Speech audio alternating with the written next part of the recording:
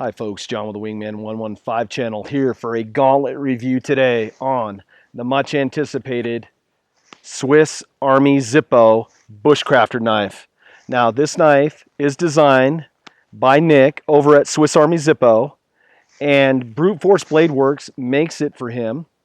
What I'm going to do is cut away right now. We'll go to a tabletop. I'll do a quick specs rundown, and then we're going to put this through some Gauntlet abuse, and then I'll come back and I'll give you some final thoughts and what I think about this blade. It's going to be a fun day, folks. Come along and join me.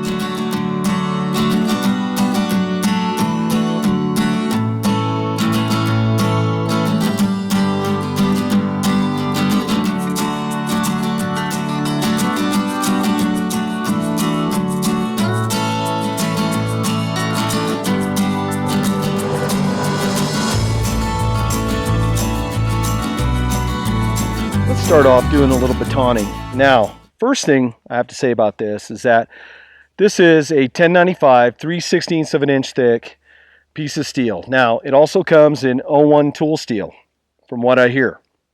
It has a Scandi Grind, and what I like about Scandi Grinds, especially in batoning, and you guys know I'm not a big fan of batoning, but I do it in these videos because folks want to see it. Once you get a split in the piece of wood and that angle hits the body of the blade, then your lead cutting edge isn't touching the wood, so it's not messing up the leading edge of your blade. That's what I really like. It hit my mic, so I hope that didn't come across crazy like that. But it batons really well. My first impression, I've been using this now for a couple hours out here before I started shooting the video, is I happen to like the handle. Now, I'm going to try to do a feather stick with this, and let's see how well this thing will make some curls.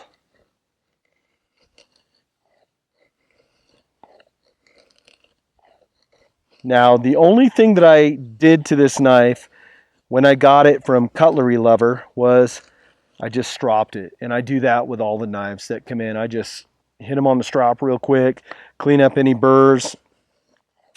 But this knife is cutting just these onion skin thin curls really well, and that's a testament to that Scandi Grind. Scandi Grinds do just a heck of a good job at making these almost like tracing paper thin curls.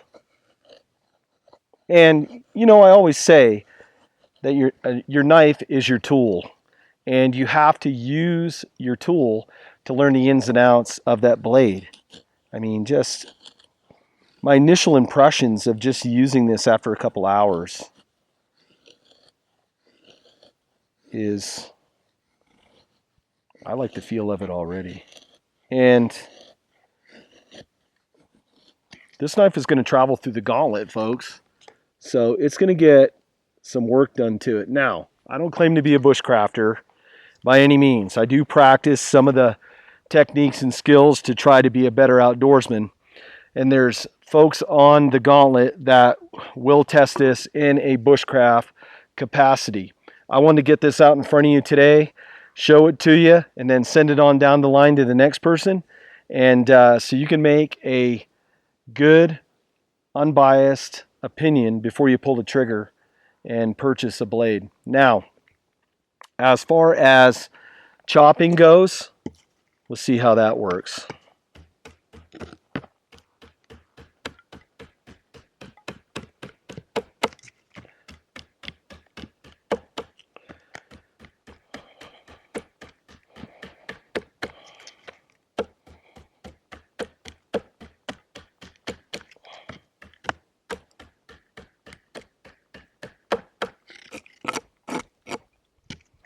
It's a really good chopper. It's biting in there pretty well. Knife doesn't feel like it's going to fly out of my hand, but I must say that if you have large hands, the scales might be a little bit small for you. And I know on a couple other knives that I had reviewed, mainly the Hablish bush tool, a lot of folks that had large hands, that was a concern that they had. But if you have medium-sized hands, it feels really well. Now, I rocked back to where I had my middle finger in there on the end of that pommel. Has a nice sweep to it, and it's chamfered just right. And I can get kind of like that pendulum action going, as you can see. And I mean, you're not going to do heavy chopping with your bushcraft knife anyway. You're going to have an axe or a hatchet. But this is just for those small campcraft tasks. Doing a tent peg, you have to carve something out and you're roughing it out. This is what you would use this knife for. So, with that, as you can see, it's chopping really well. Let's cut away. I'll get a ferro rod and we will test the 90-degree spine. When Nick designed this knife, he had Brute Force Bladeworks put a very aggressive 90-degree spine on there. That's just in the case you want to use a ferro rod, because a lot of bushcrafters out there want to be able to strike a ferro rod with the back of their blade. So let's test it out.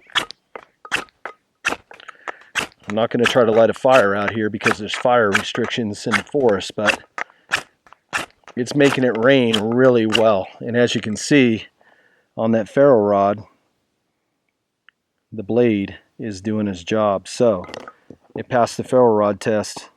Now this is a piece of oak limb. Let's see how well this is going to work scraping this bark.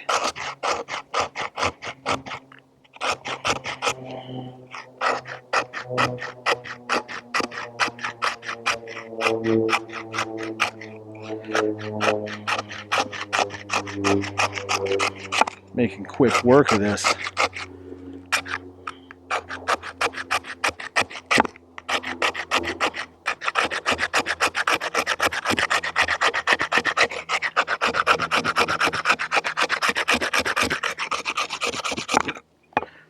Made nice fine dust. Did a great job scraping that bark off. We'll see how well it's going to work doing a beaver chew around this limb. Now this is a piece of dried oak, so this is some hard stuff here.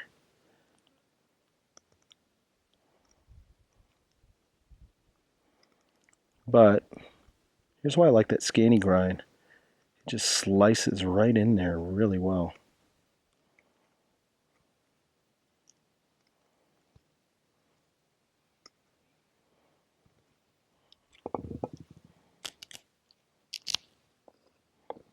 Did a great job.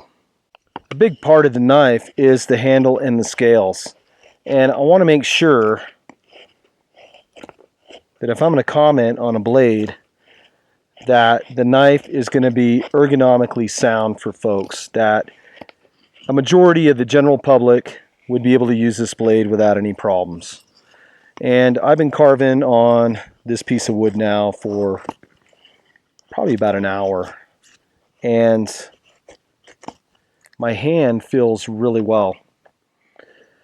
The scales are nice and profiled, has a nice sweep. My index finger fits up there really nice, and you would think because of the aggressive 90-degree spine would mess with your thumb, but I tend to like it because my thumb tends to like lock in on the top of the spine of the blade. So far, after about an hour of just carving use, the knife still feels really well. Now this next test would make any knife maker and user nervous, but a lot of folks want to know how the heat treat's going to hold up. And I don't suggest doing this with your blade, but I'm out here doing a gear review, and you folks want to know how gear is going to hold up. So it's pounded in to the tree, And without further ado,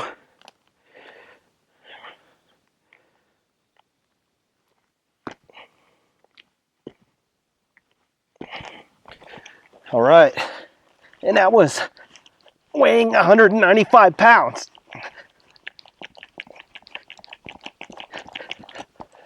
So, as you can see, that knife is still straight, no warp, no bend. That's a testament to Brute Force Knife Works heat treat. Awesome job. Now for some final thoughts on the SwissArmyZippo Bushcrafter knife made by Brute Force Bladeworks. I must say that it's a great looking knife, and though I did abuse it a little bit, I pounded it into that tree and stood on it, and I don't advocate doing that with your knife. I do that in this testing so you can see if the heat treat is going to hold up. And this is a testament to the knife maker, Brute Force Bladeworks. That knife took it and it sprung right back. So his heat treat and his temper, bravo, it is spot on. I like the drop point design, that Kephart old school looking design. The only critique I have, and for folks that have larger hands, it may be an issue for you, is the handles are a little bit small if you have large hands. Now, I have medium-sized hands. The handles work great for me, but if you have a large hand, you may get a little bit of roll. So that might be something to think about in a redesign, just maybe going with a little bit wider scales or a little bit more sweep in the palm. As far as the index and the aft part pommel of this handle, when I was chopping and going away, I had a just nice pendulum swing, just really good. So it chopped really well. These are Linen Micarta scales. They also come in G10 scales and multiple colors. And this is 1095 steel. They also make them in 01 tool steel. So you'll have to contact Nick in regards when you're ordering one of these. The turnaround time is a few weeks, and I'll have details to that down below in the description. Has a gun blue finish, which is unique but not uncommon. In my Habelis Bush tool has a gun blued finish, and that's been holding up really well for as long as I've owned that blade. Had a nice polished finish on that Scandi Grind, and that 90-degree spine was spot on. Just really fanned out. That ferro rod sparks just went way out there. Now, each knife comes with a custom fabricated Kydex sheath, and it's a dangler style, and you can also switch it from right and left side carry. You just put the dangler clip on the other side. Also comes with a ferro rod holder, and the Kydex, get up here so you can hold it. There's no play. That knife's not coming out. You have a nice secure lock in there. I use this knife for half a day now, just doing a lot of tasks, carving that spoon, so my hand's constantly turning, it's pitching and all that, and my hand held up really well. No hot spots, no blisters, just a really nice attention to detail on these scales and smoothing them out. Just awesome job.